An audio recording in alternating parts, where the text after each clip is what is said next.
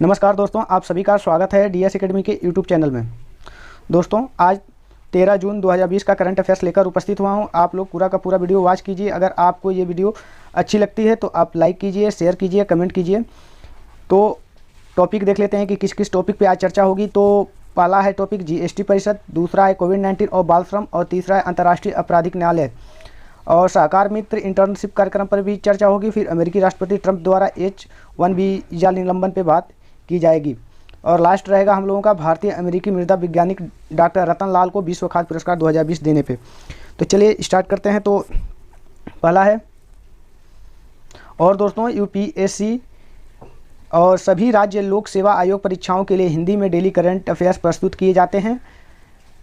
तो चलिए देखते हैं। तो जीएसटी परिषद, दोस्तों जीएसटी परिषद ये चर्चा में क्यों है? तो हाल ही में केंद्रीय वित्त एवं कारपोरेट कार्य मंत्री श्रीमती निर्मला सीतारमण की अध्यक्षता में जीएसटी परिषद की 40वीं बैठक वीडियो कॉन्फ्रेंसिंग के माध्यम से संपन्न हुई। इस बैठक में केंद्रीय वित्त एवं कारपोरेट कार्य राज्य मंत्री श्री अनुराग ठाकुर के अलावा राज्यों और केंद्र शासित प्रदेशों के वित्त मंत्रियों तथा वित्त मंत्रालय एवं राज्य केंद्र शासित प्रदेश के वरिष्ठ अधिकारियों ने भी भाग लिया था इसमें। तो बैठक का निष्कर्ष क्या था, इसको अगर देखें हम, तो इस बैठक में जीएसटी परिषद ने कानून और प्रक्रिया से संबंधित सिफारिशें की गई और पिछले रिटर्न के लिए विलंब शुल्क में कमी करके अधिकतम 500 रुपये प्रति रिटर्न कर दिया गया है। और यदि कुछ भी कर देनदारी नहीं है तो विलंब शुल्क शून्य कर दिया गया है। और सीजीएसटी अधिनियम 2017 और आईजीएसटी अधिनियम 2017 में संशोधन करने वाले वित्त अधिनियम 2020 के कुछ अनुच्छेदों को 30/6/2020 से प्रभावी करने की भी सिफारिश की गई है। 30 जून 2020 से भी प्रभावी करने की भी सिफारिशें की गई है।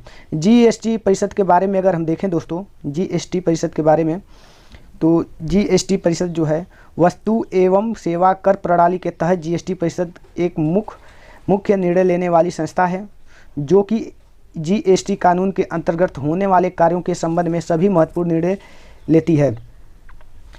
101वें संविधान संशोधन अधिनियम से संविधान में अनुच्छेद 279A जोड़ा गया, जिसमें वस्तु एवं सेवा कर को लागू करने के लिए जीएसटी परिषद के गठन को बात कही गई है।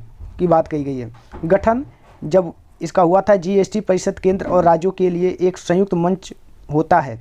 इसमें निम्नलिखित सदस्य होते हैं। कितने सदस्य होते हैं? तो केंद्रीय वित्त मंत्री होते हैं जो अध्यक्ष, और सदस्य के रूप में केंद्रीय राज्य मंत्री राजस्व, प्रत्येक राज्य और दिल्ली, पुडुचेरी और जम्मू कश्मीर केंद्र शासित प्रदेशों के वित्त या कराधान के प्रभारी मंत्री या सदस्य के रूप में नामित कोई अन्य मंत्री होता है। और जीएसटी परिषद का प्रत्येक निर्णय बैठक में कम से कम कुल उपस्थित सदस्यों के 3/4 के बहुमत से मतदान करने के बाद लिया जाता है। इतना आपको पता होना चाहिए जीएसटी के गठन के बारे में। अब बैठक में कुल डाले गए मतों के 1/3 हिस्से मूल्य केंद्र सरकार के मतों का होता है। बाकी सभी राज्य सरकारों का एक साथ मिलकर कुल डाले गए मतों का मूल्य 2/3 होता है। जीएसटी परिषद के सदस्यों की कुल संख्या में से आधे के 7 बैठकों का कोरम गठित होता है। गौरतलब है कि जीएसटी परिषद सहकारी संघवाद का एक महत्वपूर्ण उदाहरण है, जहां केंद्र और राज्यों दोनों को उचित प्रतिनिधित्व मिलता है। तो इतना आपको जीएसटी परिषद के बारे में पता होना चाहिए कि जीएसटी परिषद का प्रत्येक निर्णय बैठक में कम से कम कुल उपस्थित सदस्यों के 3/4 के बहुमत से मतदान करने के बाद लिया जाता है। और बैठक में कुल डाले गए मतों के 1/3 हिस्से मूल्य केंद्र सरकार के मतों का होता है। बाकी सभी राज्यों सरकारों का एक साथ मिलकर कुल डाले गए मतों का मूल्य 2/3 होता है। तो इतना पता होना चाहिए। तो अगला देखते हैं कि कोविड-19 और बाल श्रम ये चर्चा में क्यों है दोस्तों? इसलिए है कि संयुक्त राष्ट्र बाल कोष यूनिसेफ और अंतर्राष्ट्रीय श्रम संगठन ILO ने 12 जून को विश्व बाल श्रम दिवस पर संयुक्त रूप से कोविड-19 and child labour a time of crisis a time to act report जारी की है। इस रिपोर्ट के अनुसार कोविड-19 संकट भारत, ब्राज़ील और मेक्सिको जैसे देशों में लाखों से अधिक बच्चों को बाल श्रम से धकेल सकता है। रिपोर्ट के महत्वपूर्ण निष्कर्ष ये हैं कि अंतर्राष्ट्रीय श्रम संगठन ILO, राष्ट्रीय श्रम संगठन, तो इंटरनेशनल लेबर ऑर्गेनाइजेशन और यूनिसेफ, इस रिपोर्ट में कहा गया है कि 2000 के बाद से बाल श्रम में 94 मिलियन की कमी आई है, लेकिन कोविड-19 के कारण एक बार फिर यह जोखिम बढ़ सकता है। कोविड-19 संकट के परिणाम स्वरूप लाखों से अधिक बच्चों को बाल श्रम में धकेला जा सकता है, जिससे 20 साल की प्रगति के बाद एक बार फिर बाल श्रम में वृद्धि हो सकती है। बाल श्रम में पहले से ही बच्चे कठिन परिस्थितियों में घंटों काम करते हैं और इन परिस्थितियों में उनमें से कई बच्चों को श्रम के सबसे बुरे स्वरूपों में काम करने के लिए मजबूर किया जा सकता है, जो उनके स्वास्थ्य और सुरक्षा को गंभीर नुकसान पहुंचा सकता है। और पूर्व में किए गए अध्ययनों में पाया गया है कि गरीबी में 1% की वृद्धि से बाल श्रम में कम से कम 0.7% वृद्धि होती है। बीमारी के प्रसार को रोकने के लिए अस्थायी रूप से स्कूल बंद होने के कारण कम से कम 130 देशों में 1 बिलियन से अधिक छात्र प्रभावित हो रहे हैं। यहाँ तक कि जब कक्षाएं पुनः शुरू होंगी तो बहुत से परिवार आर्थिक परेशानियों के कारण अपने बच्चों को स्कूल भेजने का जोखिम नहीं उठा सकते हैं। और बालिकाओं के साथ लैंगिक असमानताएं अधिक बढ़ने की संभावना है, विशेष रूप से कृषि और घरेलू कार्यों में रुचि कराएंगे। बच्चों को इस समस्या से बचाने के उपाय के बारे में अगर हम बात करें दोस्तों, तो संकट के समय में सामाजिक सुरक्षा महत्वपूर्ण है, क्योंकि यह उन लोगों को सहायता प्रदान करती है जो सबसे कमज़ोर हैं। और शिक्षा, सामाजिक सुरक्षा, न्याय, श्रम बाजार और अंतर्राष्ट्रीय मानव और श्रम अधिकारों के लिए व्यापक नीतियों के साथ बाल श्रम चिंताओं को एकीकृत करना एवं महत्वपूर्ण कदम होगा। लॉकडाउन के बाद स्कूल तक बच्चों को लाने और कुछ विशेष प्रकार के व्यावसायिक परीक्षण के समर्थन के लिए परिवार के साथ मिलकर काम करने की आवश्यकता है। परिवारों, समुदायों और व्यवसायों को एक मंच पर लाया जाना चाहिए ताकि सभी स्तरों पर निजी क्षेत्र ऊपर सही काम करने के लिए दबाव महसूस करें और कानूनों का सही अनुपालन संभव हो सके। दोस्तों, तो इतना आपको पता होना चाहिए। अगर आप लोग इस वीडियो का PDF चाहते हैं तो हमारे टेलीग्राम चैनल से जुड़िए, उसका लिंक आपको वीडियो के डिस्क्रिप्शन बॉक्स में मिल जाएगा। तो अंतर्राष्ट्रीय आपराधिक न्यायालय ICC के बारे में अगर बात करें और ये चर्चा में क्यों है, अगर इस पर हम लोग नज़र डालें तो अंतर्राष्ट्रीय आपराधिक न्यायालय ने ट्रंप प्रशासन द्वारा अदालत के कर्मचारियों के खिलाफ प्रतिबंधों को अधिरोपित करने के फैसलों की निंदा करते हुए कहा कि कानून के शासन और न्यायालय की न्यायिक कार्रवाई में हस्तक्षेप करना प्रयास अस्वीकार्य है। इसकी पृष्ठभूमि यह है कि अमेरिकी राष्ट्रपति डोनाल्ड ट्रंप जो हैं, प्रशासन द्वारा अफगानिस्तान और अन्य जगहों पर संभावित युद्ध अपराधों के लिए अमेरिकी सैनिकों को खुफिया अधिकारियों और इजराइल सहित संबद्ध देशों के खिलाफ जांच कर रहे हैं। अंतर्राष्ट्रीय आपराधिक न्यायालय के कर्मचारियों पर प्रतिबंध लगाने वाला एक कार्यकारी आदेश पारित किया गया है और राष्ट्रपति ट्रंप के आदेश से अदालत के कर्मचारियों की वित्तीय संपत्ति जब्त कर ली जाएगी और उनके संयुक्त राज्य में प्रवेश करने पर रोक लगा दी जाएगी। तो क्या है ICC के बारे में अगर बात करें ICC के बारे में, तो एक अंतर सरकारी अंतर्राष्ट्रीय न्यायाधिकरण है, यानी इंटर गवर्नमेंटल इंटरनेशनल ट्रिब्यूनल है, जो कि दुनिया भर में हुई आपराधिक घटनाओं की सुनवाई करता है। ICC मुख्यतः 4 मुद्दों से संबंधित सुनवाई ही कर सकता है, जिनमें मानवता के खिलाफ अपराध यानी क्राइम अगेंस्ट ह्यूमैनिटी और यानी जनसंचार, वार क्राइम यानी युद्ध के दौरान हुए अपराध और क्राइम एग्रेशन आते हैं।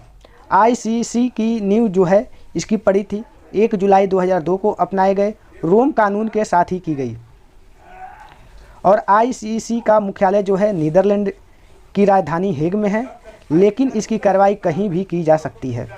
ICC का स्वरूप जो है, दरअसल वे सभी देश जो रोम कानून या रोम इंस्टीट्यूट के सदस्य थे, वे सभी ICC के भी सदस्य हैं। ICC संयुक्त राष्ट्र यानी UN का ही हिस्सा नहीं है, लेकिन फिर भी यूनाइटेड नेशन के साथ इसने सहयोग के लिए समझौते कर रखा है। यहाँ ध्यान देने वाली बात यह है कि इंटरनेशनल क्रिमिनल कोर्ट और इंटरनेशनल कोर्ट ऑफ जस्टिस दोनों पूर्णतः अलग हैं, वह इनका एक दूसरे से कोई संबंध भी नहीं है। इसके अधिकार क्षेत्र की अगर बात करें तो दरअसल ICC तक मामला ले जाने की कुछ शर्तें भी हैं।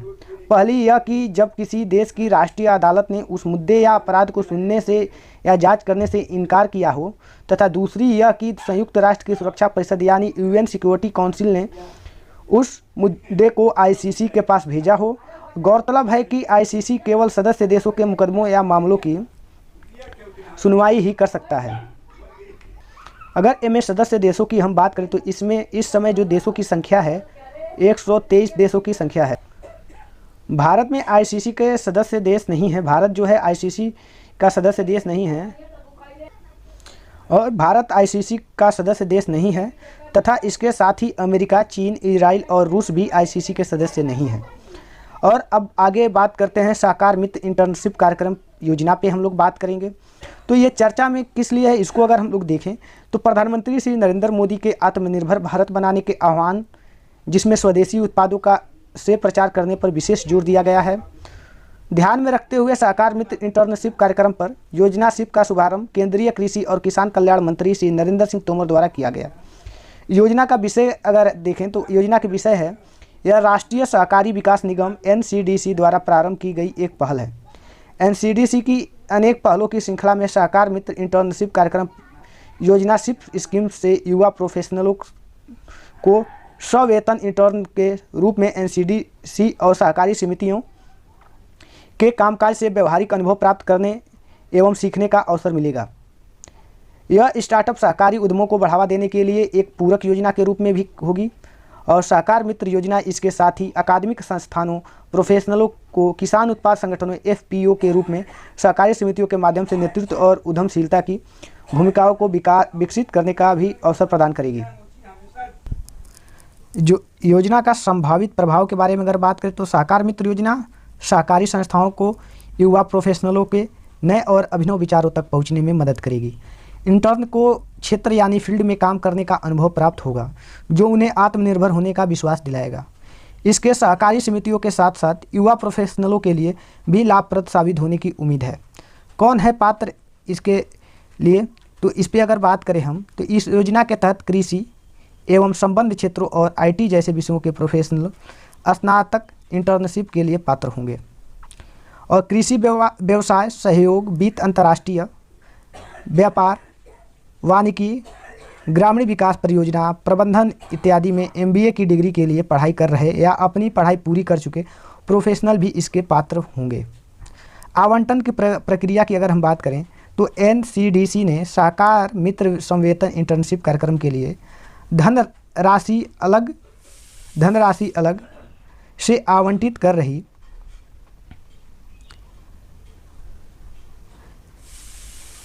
कर दी है, जिसके तहत प्रत्येक इंटर्न को 4 माह की इंटर्नशिप अवधि के दौरान वित्तीय सहायता मिलेगी। यह योजना एनसीडीसी द्वारा सृजित 1000 करोड़ रुपए के सहकारिता स्टार्टअप एवं नवाचार निधि CSIF से लिंक्ड होगी।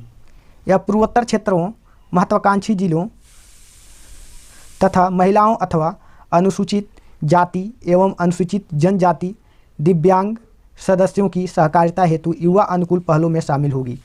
इन विशेष श्रेणियों के लिए वित्त पोषण परियोजना लागत 80% तक होगा। अन्य के लिए यह 70% होगा।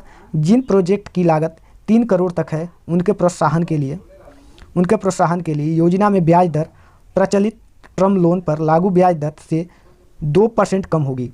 साथ ही मूलधन के भुगतान पर 2 साल का अधिस्थगन दिया जाएगा। योजना का लाभ लेने हेतु कम से कम 1 वर्ष से संचालित सभी प्रकार की सहकारी समितियां पात्र हैं। एनसीडीसी की वेबसाइट पर उपलब्ध इंटर्नशिप आवेदन के लिए ऑनलाइन आवेदन पोर्टल पर भी उपलब्ध है। सहकारी समितियां क्या है, तो सहकारी समितियां कोऑपरेटिव लोगों का एक ऐसा संघ है जो अपने पारस्परिक लाभ, सामाजिक, आर्थिक, सांस्कृतिक के लिए स्वेच्छापूर्वक सहयोग करते हैं। इसकी प्रवृत्ति लोकतांत्रिक है। अनुच्छेद 19(1)(c) के अनुसार सहकारी समितियां का गठन करना एक मूल अधिकार है, और नीति निर्देशक तत्वों का अनुच्छेद 43(b) सहकारी समितियों के विकास को बढ़ावा देता है। संविधान के भाग 9(ख) में सहकारी समितियों का विशेष उल्लेख है। राष्ट्रीय सहकारी विकास निगम एनसीडीसी, राष्ट्रीय सहकारी विकास निगम एनसीडीसी की स्थापना जो हुई थी 1963 में संसद के एक अधिनियम द्वारा कृषि और किसान कल्याण मंत्रालय के तहत एक संवैधानिक निगम के रूप में की गई थी। इसका मुख्य कार्य कृषि उत्पादन, खाद्य सामग्री, कुछ अन्य अधिसूचित वस्तुओं के उत्पादन, प्रसंस्करण, विपणन, भंडारण, निर्यात और आयात के लिए कार्यक्रम की योजना, प्रचार और वित्त पोषण है। यह उर्वरक, कीटनाशक, कृषि यंत्र, लाख, साबुन, मिट्टी का तेल, कपड़ा, रबड़, उपभोक्ता वस्तुओं की आपूर्ति सहकारी समितियों के माध्यम से सुनिश्चित करता है। यह डेयरी, मत्स्य पालन, सेरिकल्चर, हैंडलूम आदि तथा गौड़ वन उपज का संग्रह, प्रसंस्करण, विपणन, भंडारण और निर्यात के अलावा मुर्गी पालन जैसे गतिविधियों की आय सृजन में सहायक होता है। तो अगला देखते हैं, अगला टॉपिक। तो भारतीय अमेरिकी मृदा वैज्ञानिक डॉक्टर रतन लाल को विश्व खाद्य प्रसंस्करण 2020 दिया गया। तो ये हम लोगों की एग्जाम्स की नज़रिए से इम्पोर्टेंट हो जाता है और ये चर्चा में इसलिए है कि भारतीय मूल के और अमेरिकी नागरिक डॉक्टर रतन लाल को खाद्य उत्पादन बढ़ाने के लिए मृदा केंद्रित उपागम विकसित करने और उसे मुख्यधारा विषयक बनाकर प्रकृति संसाधनों को बरकरार एवं संरक्षित रखने तथा जलवायु परिवर्तन के असर को कम करने के लिए 2020 का विश्व खाद्य पुरस्कार दिया जाएगा। पुरस्कार प्रदान करने का कारण डॉक्टर लाल ने अपने 5 दशक से अधिक के करियर में मिट्टी की गुणवत्ता को बचाए रखने की नवीन तकनीकों को बढ़ावा देकर 4 महाद्वीपों के 50 करोड़ से अधिक छोटे किसानों की आजीविका को लाभ पहुंचाते 2 अरब से ज़्यादा लोगों की खाद्य एवं पोषण सुरक्षा में सुधार किया। इसके अलावा इन्होंने करोड़ों हेक्टेयर प्रकृति उष्णकटिबंधीय परिस्थिति की तंत्रों को संरक्षित किया है। डॉक्टर रतन लाल के इस कार्य से न सिर्फ खाद्य उत्पादन बढ़ेगा बल्कि जलवायु परिवर्तन का असर भी कम होगा। इस पुरस्कार के उपरांत मृदा विज्ञान की ओर लोगों का रुझान बढ़ेगा। और विश्व खाद्य पुरस्कार के विषय में अगर हम देखें तो विश्व खाद्य पुरस्कार को कृषि के क्षेत्र में नोबेल पुरस्कार के बराबर माना जाता है और प्राप्तकर्ता को भोजन की गुणवत्ता और उपलब्धता में सुधार के लिए $250,000 प्रदान किया जाता है। नोबेल शांति पुरस्कार विजेता नॉर्मन बोरलॉग द्वारा कल्पित यह पुरस्कार सभी लोगों के लिए एक पौष्टिक और टिकाऊ खाद्य आपूर्ति के महत्व पर जोर देता है। बोरलॉग ने पुरस्कार को रोल मॉडल स्थापित करने के साधन के रूप में देखा जो दूसरे को प्रेरित करेगा। यह पुरस्कार विश्व खाद्य पुरस्कार फाउंडेशन द्वारा 1987 से प्रचलन में है और विश्व खाद्य पुरस्कार फाउंडेशन का मुख्य आयोवा जो है संयुक्त राष्ट्र अमेरिका में स्थित है। तो आगे देखते हैं और आज का लास्ट टॉपिक है कि अमेरिकी राष्ट्रपति ट्रंप द्वारा H-1B वीज़ा निलंबन ये चर्चा में क्यों है। तो अमेरिका के राष्ट्रपति डोनाल्ड ट्रंप एक मीडिया रिपोर्ट के अनुसार कोरोना वायरस महामारी के कारण अमेरिका में बड़े पैमाने पर बेरोजगारी को ध्यान में रखते हुए भारतीय IT पेशेवरों के बीच सबसे अधिक मांग वाले H-1B वीज़ा सहित कई रोजगार वीज़ा को निलंबित करने पर विचार कर रहे हैं।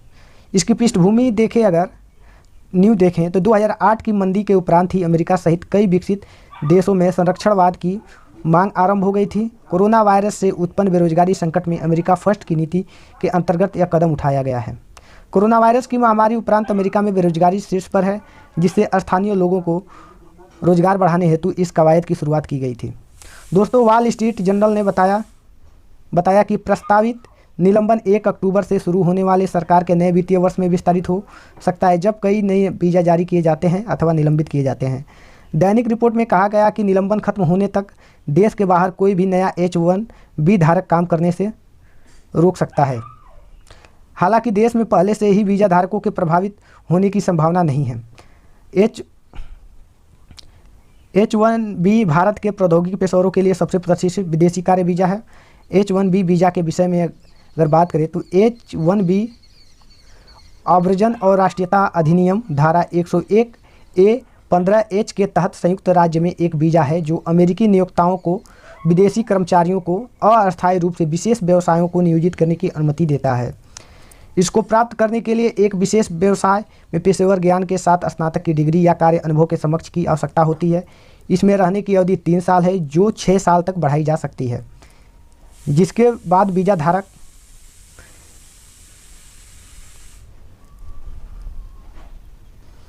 को फिर से आवेदन करना पड़ सकता है। कानून के जरिए हर साल जारी किए जाने वाले H-1B वीज़ा की संख्या पर नियंत्रण कराया जाता है। 2017 में 1,80,440 नए और शुरुआती H-1B वीज़ा जारी किए गए थे। भारत व H-1B वीज़ा के अगर संबंध देखा जाए तो प्रतिवर्ष जारी होने वाले में H-1B वीज़ा का लगभग 70% भारत के पेशेवरों द्वारा प्रयोग किया जाता है। भारतीय IT कंपनी इस वीज़ा पर निर्भर है तथा भारत सेवा क्षेत्र में सकल निर्यातक है। निश्चित ही अभी रहने वाले वीज़ा धारकों पर नए वीज़ा नियमों का प्रभाव नहीं पड़ेगा, परंतु नवीन प्रोफेशनल्स तथा वीज़ा पुनर्नवीकरण में समस्या हो सकती है। इसके साथ ही विदेश जाने वाले पेशेवर का भार भारतीय अर्थव्यवस्था पर पड़ेगा। यह भारत के रेमिटेंस और विदेशी मुद्रा अर्जन की क्षमता को कमज़ोर कर सकता है। दोस्तों, अगर आप लोगों को आज की ये सीरीज़ अच्छी लगी तो आप लाइक कीजिए, शेयर कीजिए, कमेंट कीजिए। आपका अपना चैनल DS एकेडमी हमेशा आपका स्वागत और अभिनंदन करता रहेगा।